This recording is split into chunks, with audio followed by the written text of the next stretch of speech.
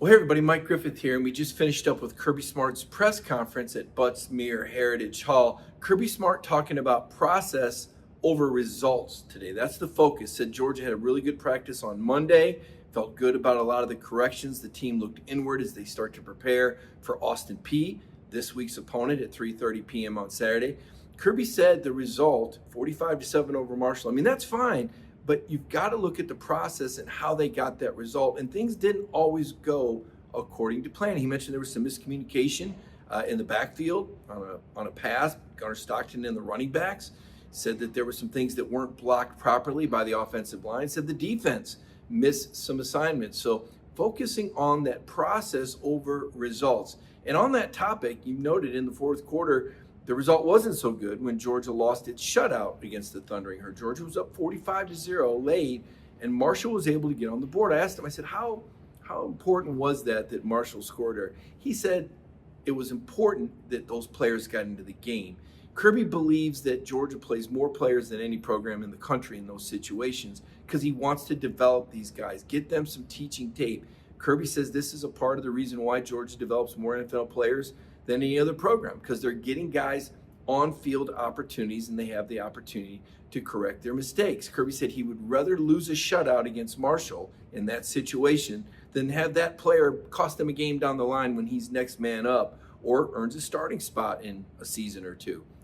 Topic of Gunner Stockton came up, and I asked Kirby Smart what he wanted to see next from Gunner Stockton. Kirby, again, after film review, what are the next steps for Gunner in his progression? I mean, it was only his second career start. Next step is to continue to gain confidence in trusting his offensive line for play action, shot plays, 2 minutes before the half. I thought he did an excellent job of improvising when things weren't there or there was a breakdown. And that was probably the best thing he did was take care of the ball, protect the ball, and make plays with his legs. But he continues to get better. I mean, the next step is play with a little more confidence. And I think each time you start and play in games, you lose some of that anxiety.